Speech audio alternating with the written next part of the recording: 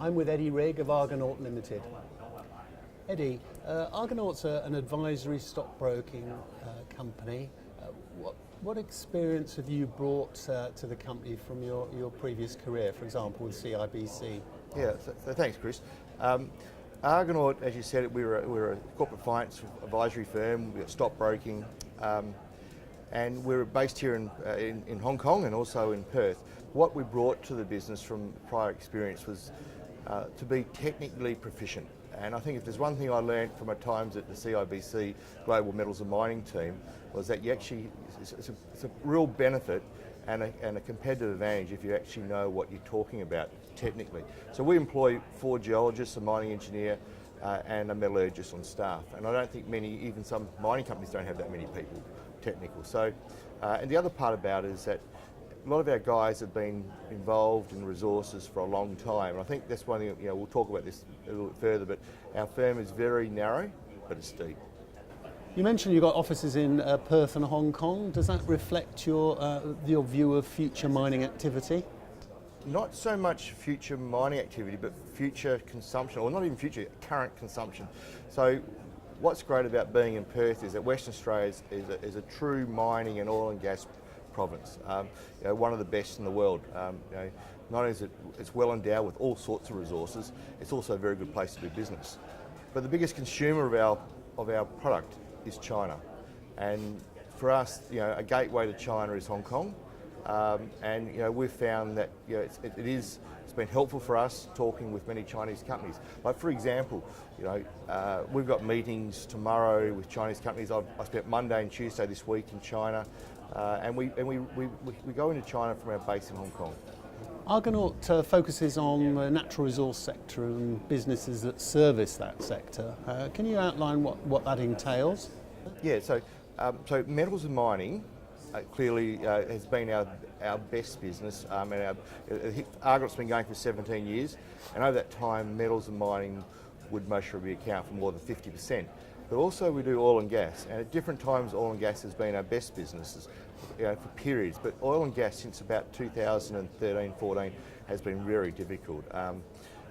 We also do agribusiness, and agribusiness fits within that.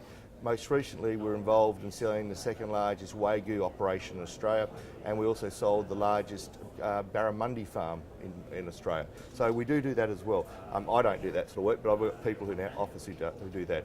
We also, as I said, also very active and working with mining services companies. Companies like Ausdrill and companies like GR Engineering. There's many of those type of companies which we work with to help them either raise money or identify opportunities for them. Right. Argonaut recently raised money for Stealth Global. Does that mean you focusing on the safety equipment? Not. I mean, safety is a big thing in mining, without question. Now, I mean, when you see a company reporting, they typically give their safety as their first item. We did Stealth for a couple of reasons. One, obviously, it delivers a lot of safety gear to miners, but also their logistics. And mines are typically a lot of mines are in very remote locations. And Stealth is creating a business platform which allows high quality, approved products to deliver to mines all over the world. So, safety is part of it, but it's an important part. And the really important question, when you're evaluating companies, what comes first, the rocks or the people? Well, this is a question which I like to talk about because it's been a matter of discussion at Argonaut all my career, so 17 years, and prior to that, part of the CIBC team. But also it's a question which we also get put to us from investors and professional investors. The debate has two sides. There's some people who believe it's all about the people, and other people on the other side believe it's all about the rocks. During the week, last week, we had the 12 students selected from UWA who are apparently the leading students in finance, and they were sent to our office. I asked the question, what do you think is more important, the rocks or the people? And every one of them said the people. So my experience over 25 years is it's neither, it's a combination. And it's not just a combination, but the rocks have to be good, the people are good. That's an obvious answer. But what it is over a period of a project life cycle, from pre-discovery through to rehabilitation, there's different stages, different skill sets. To me, the most important thing until a ore body is discovered, until you have becomes an advanced exploration going into scoping study, is the rocks. And I'll come back to talk about it more. And once the project is commissioned, the most important things are the rocks. But during project delivery, those decisions which humans make from scoping study through to commissioning, the people are more important than the rocks. Okay, so let me talk about the first bit. People will say, oh, if you have really good people, you make discoveries.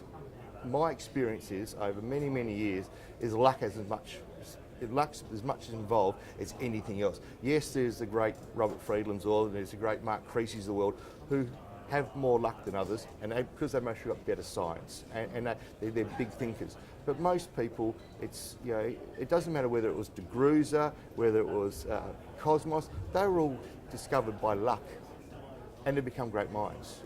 And Bronzewing's another one, it was luck. So there's all these examples where, you know, luck was involved. It was no different than the Waitsia gas discovery in WA, just north of Perth, discovered by pure luck. Right, there was nothing mapped, there was nothing there. They just had 8 days of drilling left before they left the state. They got the drilling contract to keep drilling, and they hit a massive gas field, the biggest onshore gas field in Australia's history. Just luck, nothing else, no good science.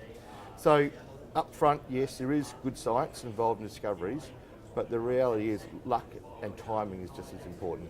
So, but once you discover something, turning that resource and designing what the right plant is, getting the right people to run the plant, getting the right metallurgy, all those sort of things, and the project delivery, that's when you spend a lot of capital. And if you don't have the right people and you don't you don't do good project delivery, you can blow out your capital, you can get the wrong processing system, and you can actually stuff things up. But typically, if you get through to commissioning and you've got great rock, you make a lot of money. You make a lot of money. It doesn't matter. My auntie could run some of these mines. I make so much money. That's a good place to end it. Be lucky. Thank you very much. Good. Thanks very much. Cheers, Thanks.